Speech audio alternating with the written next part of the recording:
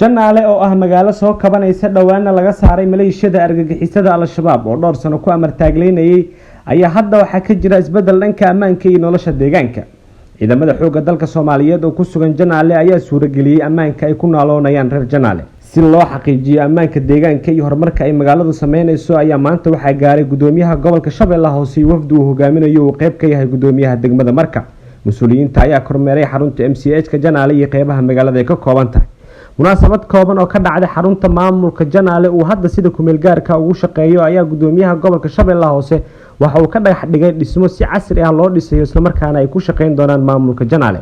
Cabdullaahi Cali Axmed Waafo gudoomiyaha degmada Marka ayaa tilmaamay in Janaale ay imika sameynayso horumar. waxaan isleeyahay haduusan gudoomiye najax dadaali lahaynin ama usan jiri lahaynin maanta in la joogo lahay halkaan ma aaminsanin. waxaan isleeyahay meel ka dambaysa ayaan joogo lahayn laakiin waxaan ku gaarnay halkaan dadaalkiisa iyo maxay firfircoonidiisa iyo muujinta uu muujinayo deegaanka ama gobolka in wax loo qabto la hormariyo inta yar oo as joogo insha Allah anagana garabaan kugu nahay mudan gudoomiye waan kaaga mahad celihaynaa dadaalka badan juhdiga badan oo aad gelinaysid gobolka gaar ahaan degmada Marka iyo nabaaxigeeda.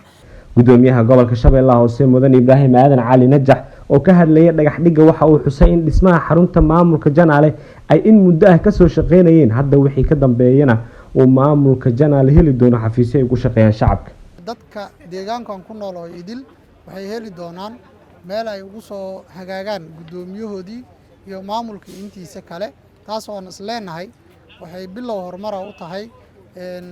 shacabka reer Janaale. runtii waxaad muujiseen dadaal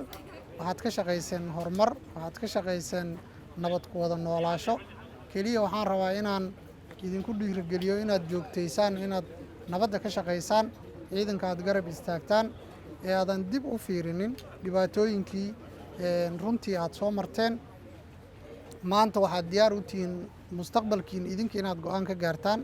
maamul ahaan aadan u faraxsannahay runtii inaan u shaqeynayno dad sidaan oo kale u dawlad jecel dad sidaan oo kale diyaar ugu ah inayna garab istaagaan dad sidaan oo kale runtii mustaqbalkooda iyo nabadooda iyo wadajirkooda uga shaqeynaya waad mahadsantihiin waxaan idin ballan qaadaynaa inaan annagana ka caajisi doonin shaqadaan idin hayno intaan noolnahay xilkan aan hayno haddii aan la idmo waa idin shaqeynaynaa insha Allah taala. Maxamed Jubba Janaale.